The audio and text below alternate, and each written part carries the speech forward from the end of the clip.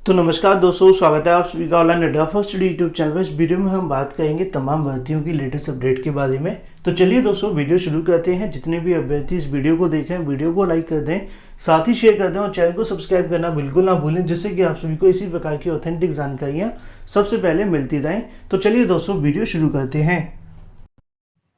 आगे बढ़ने से पहले अगर आप सीटेट 2021 की प्रिपरेशन करें तो मार्केट में आप सभी के लिए आ चुकी है चक्षु प्रकाशन की बेस्ट बुक, जिनके थ्रू आप सभी अपनी प्रिपरेशन को बूस्ट कर सकते हैं। सीटेट 2021 के अनुसार सीटेट का पैटर्न में बदलाव किया गया है और ये पहली ऐसी पुस्तक है जिसके अंदर सीटेट के नए पैटर्न पर आधारित इन पुस्तकों को तैयार किया गया है। इन बुक की खास बात यह है कि इसमें आपको प्रीवियस ईयर क्वेश्चन के साथ साथ आपको इसमें मिलते हैं नए पैटर्न पर आधारित क्वेश्चन, जिससे कि पेपर कहीं से भी निकले आपकी प्रिपरेशन हमेशा की तरह बेस्ट होगी। इसीलिए इस बुक को आप सभी परचेस करें, जिसका लिंक आपको वीडियो की डिस्क्रिप्शन में दिया है, या फिर ऑफलाइन मार्केट से भी आप सभी परचेस कर सकते हैं। इस बुक के अंदर आपको थ्योरी के साथ साथ स्मरणीय तथ्य भी मिलेंगे, साथ में डिटेल आंसर की भी आपको देखने के लिए मिलेगी, जिससे कि आपको क्वेश्चन याद करने में आसानी होगी।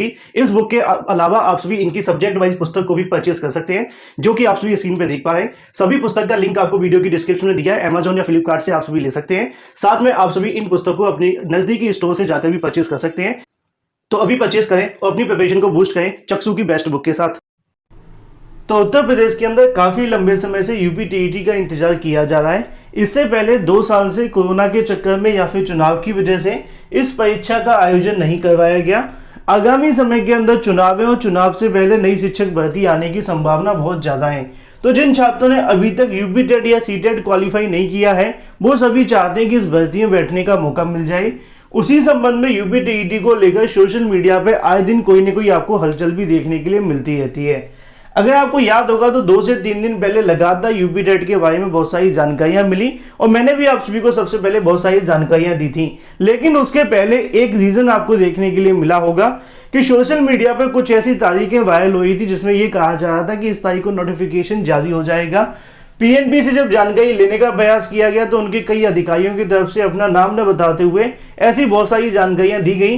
लेकिन कहीं ना कहीं मैंने आप सभी को बताया भी था कि यूपी टीईटी 2021 का जो नोटिफिकेशन होगा वो 25 तारीख के आसपास आपको देखने के लिए मिल सकता है, या तो 2-3 दिन के अंदर जारी कर दिया जाएगा। लेकिन इसके पीछे मेन वजह क्या थी और 25 तारीख के बाद आप सभी को बताने का रीजन क्या था, इसके बारे में आप सभी को बताया जाएगा। क्योंकि उत्तर प्रदेश के अंदर कोई भी ऐसा आयोग नहीं है जो तय तारीख के ऊपर आपके कार्य को कर दे, जब तक कोई आधिकारिक तौर पर आदेश जारी ना हो जाए। अभी तक आप सभी जानते हैं कि यूपी टीईटी नोटिफिकेशन को लेकर कोई भी आधिकारिक तारीखें जारी नहीं हुई है। इसी वजह से यहाँ पे पीएनबी के अधिकारियों का कहना है कि हमारी तरफ से कार्य जारी है, उसी को उठाकर सोशल मीडिया पर पोस्ट कर दिया जाता है, फेसबुक व्हाट्सएप के ऊपर। तो ऐसे में यूपी टीईटी 2021 के नोटिफिकेशन को लेकर जो पीएनबी की तरफ से लिखित में अभी तक कोई तारीखों का ऐलान नहीं हुआ है, इसी वजह से आपका जो नोटिफिकेशन है वो जारी नहीं हुआ है। अब ऐसे में सवाल आपके मन में होगा कि सर नोटिफिकेशन कब आने वाला है।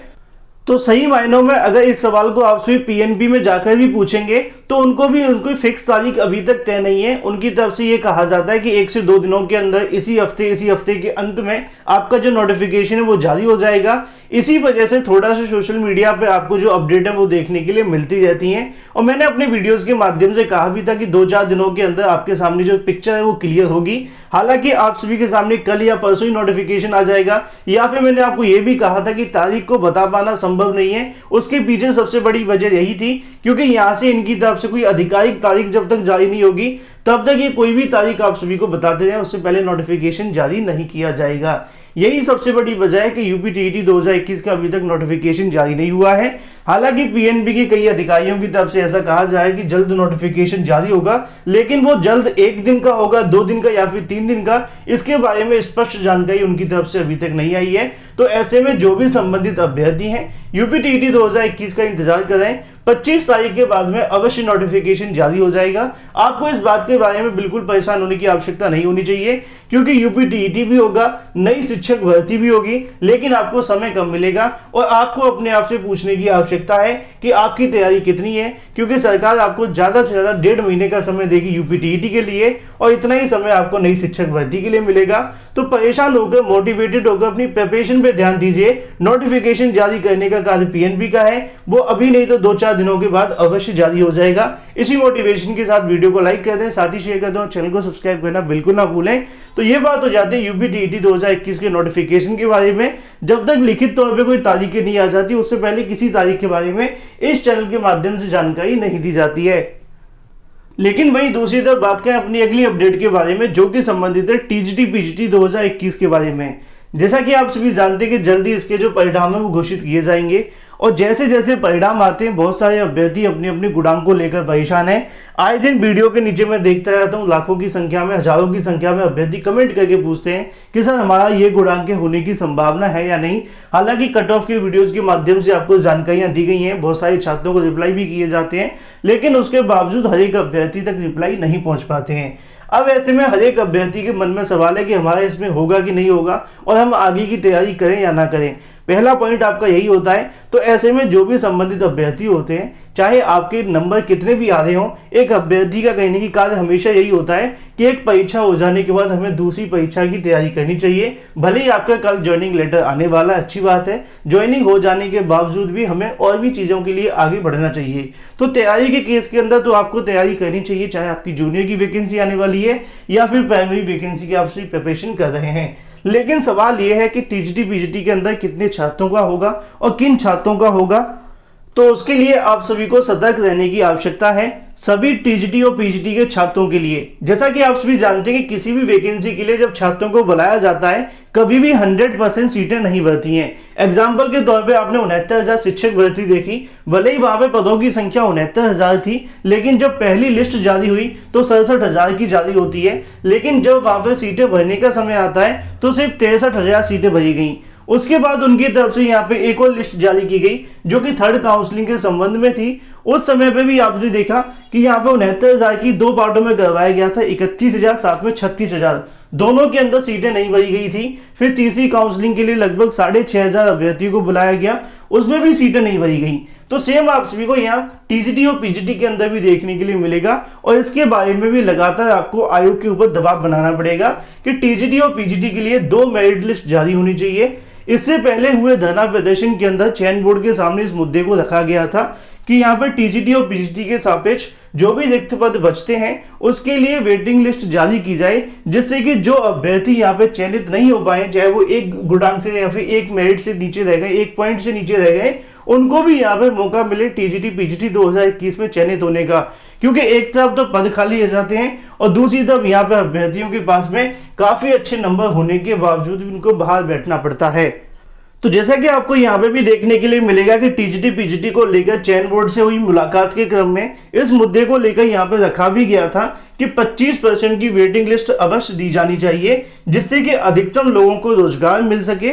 और जहां एक तरफ सीटें खाली रह जाती हैं वहीं दूसरी तरफ बेरोजगार भटकते रहते हैं, तो ऐसा ना हो इसके लिए आपको आयोग के ऊपर दबाव भी बनाना पड़ेगा। 69,000 शिक्षक भर्ती में भी ऐसा हुआ, छात्रों ने लगातार दबाव बनाया था, तब जाकर यहाँ से थर्ड लिस्ट जारी हुई थी। अब ऐसे में आप सभी को भी ध्यान में रखना है कि टीजीटी और पीजीटी 2021 के अंदर 2 मेरिट लिस्ट जारी होनी चाहिए। पहली मेरिट लिस्ट उन सभी के लिए जो कि यहाँ पे आयोग की तरफ से चयनित किए जाएंगे। उसके बाद में काउंसलिंग हो जाने के बाद जितनी भी सीटें खाली रह जाती हैं उसके लिए टीजीटी पीजीटी के अंदर ही जो भी अभ्यर्थी यहाँ पे कुछ गुणांक से रह गए थे उनको भी शॉर्टलिस्ट होना चाहिए, जिससे कि ज्यादा से ज्यादा अभ्यर्थी चयनित हों। हालांकि चयन बोर्ड की ओर से इसके बारे में आश्वासन दिया गया है, उनका कहना है कि वेटिंग लिस्ट जारी की जाएगी, तो ये बड़ी खुशखबरी आप सभी छात्रों के लिए है। लेकिन आपको भी इस मुद्दे को लेकर ध्यान में रखने की आवश्यकता है कि जो भी अभ्यर्थी अपने एक गुणांक को लेकर परेशान है, एक नंबर को लेकर परेशान है, इस मुद्दे को अगर आप ध्यान में रखेंगे तो यहाँ से हजारों छात्रों को बेनिफिट अवश्य मिलेगा। क्योंकि आयोग ने तो कहा है कि 2 मेरिट लिस्ट जारी की जाएंगी, पहली आपकी फ्रेश होगी और दूसरी वेटिंग लिस्ट होगी, लेकिन ये होनी चाहिए, इसके लिए आपको दबाव बनाना पड़ेगा। बाकी इसके बारे में आपकी क्या राय है कमेंट करके अवश्य बताएं, होनी चाहिए या फिर नहीं। वहीं दूसरी तरफ बात करें अपनी अगली अपडेट के बारे में जो कि संबंधित है 69,000 को लेकर। हाल ही में यहाँ पे एक और जो आदेश है वो जारी किया गया 22/9/2021 को, जिसके क्रम में आपके सामने जानकारी देखने के लिए मिलेगी कि 69,000 शिक्षक भर्ती के बाद अगर बात की जाए 7/5/2021 के क्रम में यह जानकारी दी जाती है कि जो 6,696 शिक्षकों का चयन किया गया था उसके बाद में उनके विद्यालय आवंटन को लेकर जानकारी दी जाती है कि उनका जो विद्यालय आवंटन है वो किया जाए। इसके अलावा 6,696 के अंदर जनपद में कौन कौन से अभ्यर्थी चयनित हुए, कौन कौन से अभ्यर्थी एलिजिबल पाए गए और किस किस अभ्यर्थी का यहाँ पे जो निरस्त है वो किया गया है। उसके बाद में रिक्त पदों का जो डाटा है वो शासन को भेजा जाएगा, जिसके लिए यहाँ पे समय सारणी निर्धारित कर दी गई है। अब सवाल यहाँ से आता है चौथी काउंसलिंग वाले छात्रों के लिए, हालांकि छात्र यहाँ पे मांग तो कर रहे हैं, लेकिन होगी कि नहीं इसके बारे में शासन की तरफ से कोई आधिकारिक सूचना अभी नहीं है। लेकिन शासन की तरफ से रिक्त पदों का डाटा मांगा गया है, जो कि सभी विद्यालय मतलब बीएसए से है। अब इसके बारे में जल्दी आपको जो आगे की कार्रवाई वो देखने के लिए मिलेगी, और जो भी अपडेट होगी आपको इस चैनल के माध्यम से दे दी जाएगी। वीडियो को लाइक कर दें, साथ ही शेयर कर दें, और चैनल को सब्सक्राइब करना बिल्कुल ना भूलें।